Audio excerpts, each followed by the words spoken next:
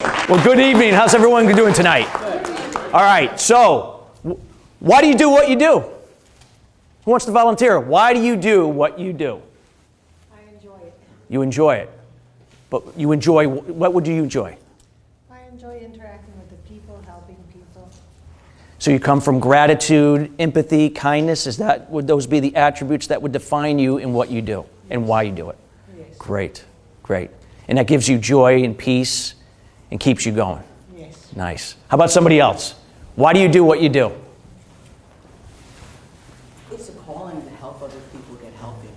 Healthy. So you in the health and wellness business? Health and wellness. So you enjoy seeing people more vibrant, change. What type of health? Is it just physical, or are we talking emotional? Body, mind, spirit, finances. Nice. There's 8 pillars of wellness. A lot of people don't know that. That's what I talked about. There's emotional, there's physical, there's spiritual, there's financial, there's intellectual, occupational, environmental. I'm not talking about the climate, but I'm talking about where you live, where you work, and in your car. Is it one of organization or one of clutter, right? Right? It's like a domino effect. It can affect it either way. See, when one thing is out of balance, it's going to cause everything else to be out of balance. But what I'm here for you today is I'm going to talk to you about how to become a trusted advisor in your business.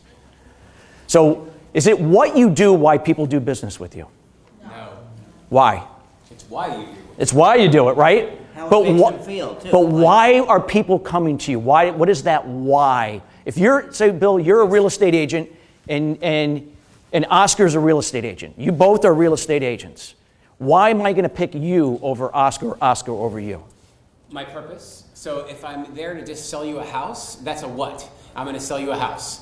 If I'm here to really make a difference in your life by finding you the perfect property that's going to make your life better, that's my why. Absolutely. Goes a step further. Go ahead. I was actually going to say, if they like you and they have the vibe that they feel that they're comfortable with you, they'd rather buy from someone that they Trust. Like, Boom.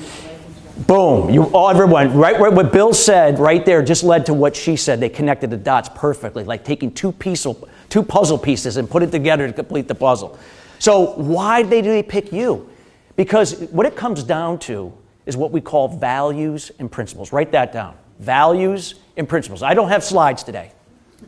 Okay? I'm going old school here. No slides. Write it down, because there's power when it comes from up here onto the paper. So write it down. Values and principles. What are values and principles? What is it again? Integrity, that would be a value, right? Okay, what else? Service. Loretta? Values drive your why. Values drive your why? Go ahead. Service. Okay. But integrity, right? Empathy, kindness, all these types of things will define your values and principles. See, here's what happens subconsciously. See, when people in those situations that I used that example, they are going to gravitate towards somebody where that person somehow, in some way, aligns with their values and principles. Does it mean that it's 100% alignment? No. But on some level, they can connect. You ever notice that when you come in, you meet somebody, you don't even know them yet, but somehow you just feel comfortable around them? And sometimes you meet someone, they're very nice, they got something great to say, but something, I don't know, I don't feel it. Because the reality is you're never going to be everything for everyone. And see, in the business world, even in personal life, we've been conditioned that what we do can be for everyone. I'm a realtor, I can sell anybody a home. I can buy anybody a home, sell anybody a home. But the reality is that's not the case, because not everyone is going to gravitate towards you, regardless of what you do. So the key is values and principles. And the reality is that most of us know what our values and principles are subconsciously, but a lot of us don't know it consciously. And here's the reason why. The reason why is we all have limited beliefs. Does anybody know what that means? What are limited beliefs? Beliefs that hold you back from your outcome or your purpose. Absolutely. So limited beliefs are things that have come from your childhood, things that you observed growing up around a parent. And these are the things that either impact you in a positive or negative way and dictate the things that you do later on in life. The decisions you make, how you communicate with others, how you take care of yourself from a wellness standpoint, how you communicate, and are you operating from your values and principles that are really true to you, or are you operating from someone else's? There are a lot of people that will take on somebody else's values and principles as their own, thinking that is the answer that is going to scale their business and their personal lives. And it doesn't work. See, what I like to plant a seed tonight for you is that there is no cookie cutter solution or program out there. The solution to everything in terms of how you're going to really become an influencer or a trusted advisor in your business come from within. I'm only up here giving you the methodology. Does that mean that I'm right? No. No. Like Bill said, doesn't mean I'm right. I'm just giving you information that allows you to draw your own conclusion what that means to you. Now, some of you might say, God, this guy makes sense. And some of you might say, this guy's full of shit. But it doesn't matter, because I'm not here to try to impact everybody in this room. My values and principles are what they are, and they're going to connect with some of you, and some of you they will not. And that's okay. Because I'm just the messenger here today just to share information. And that's what a master influencer does. They just share their story. They share information that empowers you to draw your own conclusion what that means to you. Let me just tell you something about me going back. I wasn't always this case. I couldn't get up here and talk the way I'm doing right now. I've been speaking for a long time, and I worked with a lot of high-level clients, but there was a point in my life I couldn't be doing what I'm doing because I was operating from somebody else's agenda, somebody else's values and principles. While I looked the part, I was not the part from within. I was operating from a place of low self-confidence, lack of self-esteem, because I didn't have that direction growing up. I grew up in a codependent family, wonderful mother. My dad was a hard worker, but my dad wasn't around. And because of that, I began to adopt his values and principles, thinking that would be what would get his attention and validation, and that because he had success monetarily, because he grew up poor and we ended up making money, that's what I had to do in order to do the same. But I was miserable. Miserable. And as a result of that, while I was a hard worker and had a good work ethic, I could not connect long-term with people. It would start out good, and then it would just fall apart. And I had to start over each and every time because I was always trying to force something that didn't work because I wasn't coming from my true self. See, a master influencer or a trusted advisor, as a lot of people pointed out in this room, are transparent. It's okay to be vulnerable because vulnerability is a strength. It's okay to make mistakes because if people in this room are going to relate to people, you got to be real. If I were to tell you that I'm a superhero and I'm doing all these things all the time, like Bill, but you've got to be a superhero when you're up here. But if I were like, I could do no wrong, then I can't. Who's going to relate to that? No, 100%. Not everybody. But you're going to relate to the things that didn't go right. Because most of us, that happens. As a result of that, these are the things that are necessary to make yourself compelling to others. See, a lot of us are conditioned in our businesses what makes us unique. See, people don't care what makes you unique. They only care what is important to them. It's what makes the things that you do and why you do it compelling to them. And it gets back to those values and principles.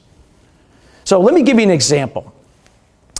I had a client of mine that was a real estate agent. And I work with I do a lot of trainings for real estate agency, financial advisor firms, insurance, corporations, and so forth. And I remember this woman that she was, doing okay in real estate, but she was looking to scale to the next level. And she had been really conditioned to really go through this sales program, and she was trying to be somebody that she was not because she was put into that cookie cutter. If you do it this way, then you're going to have success. But see, it was complete contrast to who she really was in her values and principles. So it was like butting her head against a wall each and every time. When she began to really understand what her true values and principles were and the limited beliefs that were holding her back, she began to realize that she could be vulnerable and let people know about her indirectly through certain things that she added value to her sphere of influence. So it wasn't always about real estate. It was other things that might be of interest to these people, but that were also important to her. See, people connect with that stuff, not just what you do, but why you do it. And as a result of that, in time, she began to gain this trust and credibility that more people were gravitating towards her, again, based upon the things that had really nothing to do with real estate. They just wanted to connect with her. And when they were in a position where they were going to buy and sell a house, who did they think of? Her. When they knew somebody that was looking to buy or sell their homes, who did they think of? Her.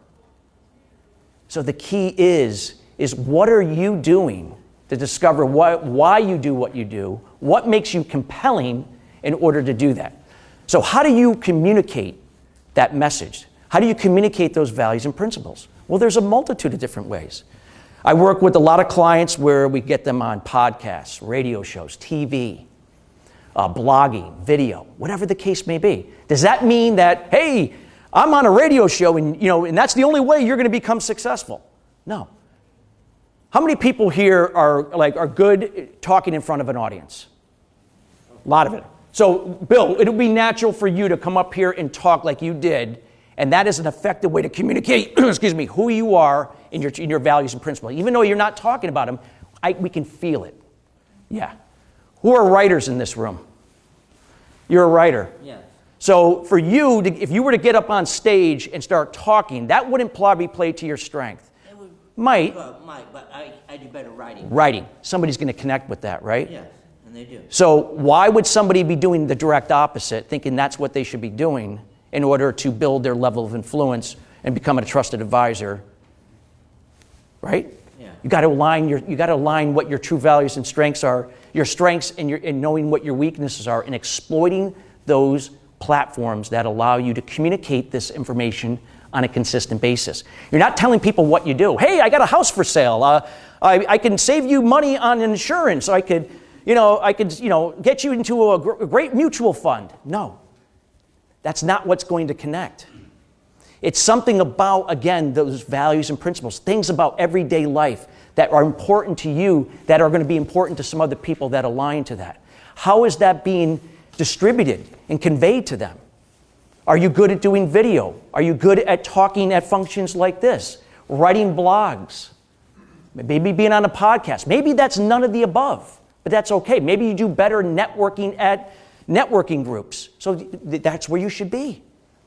But exploiting that and letting people to get to know you based upon your real you and those values and principles. So what I'm going to do is I'm going to discuss with you 5 eyes to becoming a trusted advisor. 5 eyes, not these eyes, the letter I. Yeah. So write this down. Insight, number 1. So insight, do you think that just knowledge in itself is going to make the difference? No. You got to apply it. You got to apply it. See, what a trusted advisor or a master influencer understands is that if they have limited beliefs that are holding them back and they're not where they want to be, or their level of self-confidence isn't where it should be, they're doing something to get to the root cause of that issue. I wrote an international best-selling book in this area called Master Your Inner Critic, Resolve the Root Cause, Create Prosperity, that talks about that. And when you have the ability to really understand what's holding you back so that you can get in tune with your values and principles, that's going to help raise your level of self-confidence and self-esteem. That attracts people to you. Not everybody, but the people that are aligned in with you on those values and principles. So people that are master influencers understand that knowledge, in order to become wisdom, has to be applied. Number 2, it's got to be done with initiative. Do you have to take initiative? So is it better to be proactive or reactive? Proactive, right? So we got to be consistent with why we do what we do. It's not like once in a while, it's every day. Every day that you're being that example for other people with no expectations. I have a saying that goes along with it. Write this down too.